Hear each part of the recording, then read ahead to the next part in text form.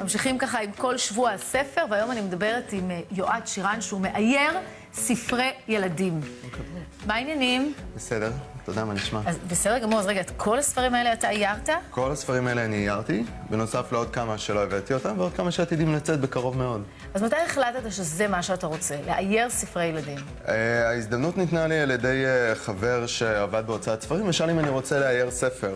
מאז גיל 2 אני מצייר, וזה כמו לעשות ספורט, את כל הזמן קצת מתפתחת עם זה ועושה עוד קצת ועוד קצת. ולפני 4 שנים הוא נתן לי למעשה את ההזדמנות הראשונה שלי, שזה לאייר את הספר הראשון. מה זה הספר הראשון? הוא נמצא פה? זה הספר הראשון. כן. שני בלונים. שני בלונים של ניר שטרית, אמן בלונים. ומשם למעשה מתחילים. בהתחלה חוששים, כמובן, כמו כל דבר חדש. כן. אבל זה פשוט זורמים עם זה וקוראים את הספר ונכנסים לעולם של הסופר והילד. ככה זה מתחיל בעצם מפגישה עם הסופר? זה מתחיל מפגישה עם סופר, מדברים, מחליטים על איזה סגנון הוא רואה בראש שלו, והתפקיד שלי זה להוציא את זה החוצה. מה שיושב לך בראש כשתכתבי ספר, לאו דווקא יישב עם מה שאני רואה בראש שלי, ואנחנו צריכים להגיע לשפה משותפת.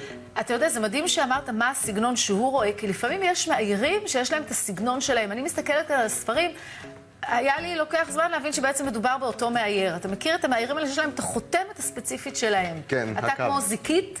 אני משתדל להיות כמו זיקית, אני כן מנסה להביא את העולם שלי לתוך הספר, כדי שכן בסופו של דבר גם לי יהיה איזשהו חותמת, כן? בדיוק. ואני כן גם רוצה לעשות צדק עם הסופר, כי זה הפרויקט שלו, זה הבייבי שלו.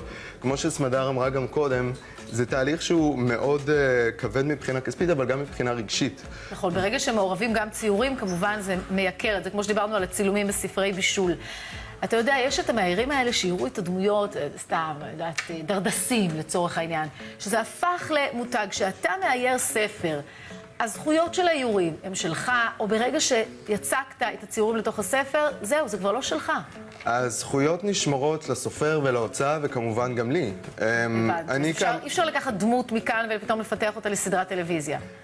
אם תהיה את האפשרות, בשמחה, לילי וגמד הצבעים של קלוד דדיה, הוא בד להצגת ילדים.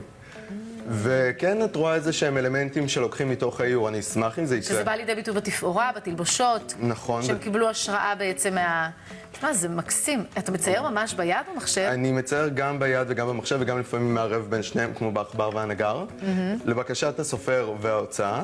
אני אוהב את האיור הממוחשב, ויש שם משהו שהוא קצת יותר נוח, נותן לדמיון להתפרע, אבל זה באמת מה שמבקשים ממני. ציינת באמת את ההתערבות של ההוצאה. עד כמה ההוצאה באמת מתערבת, ועד כמה הסי בסופו של דבר הוא שלך? הסי, אני נותן אותו, גם אם הוא אצלי, אני נותן אותו תמיד לסופר. חשוב לי שתהיה הדינמיקה והתקשורת הנכונה, כדי שהוא יגיד, אני מרוצה, זה מרגיש שזה שלי.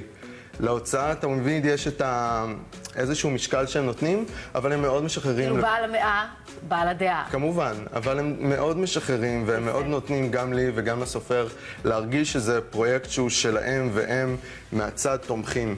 יש לנו, לתוכנית שלנו קוראים לבחור נכון, אז לסיום אני רוצה איזושהי עצה למי שמתבונן בנו וככה מאייר למגירה, מה שנקרא, מה הבחירה הנכונה שהוא צריך לעשות כרגע כדי להוציא את החלום מהמגירה החוצה? להמשיך לאייר, להמשיך לפנות למקומות שיכולים לקדם אותך, להמשיך לעשות וליצור. ליזום. בסופו של דבר זה מוצא את הדרך הנכונה, וזה לא משנה באיזה גיל. יפה, אני מאחלת לך המון המון בהצלחה ותמשיך עשייה כזאת פוריה.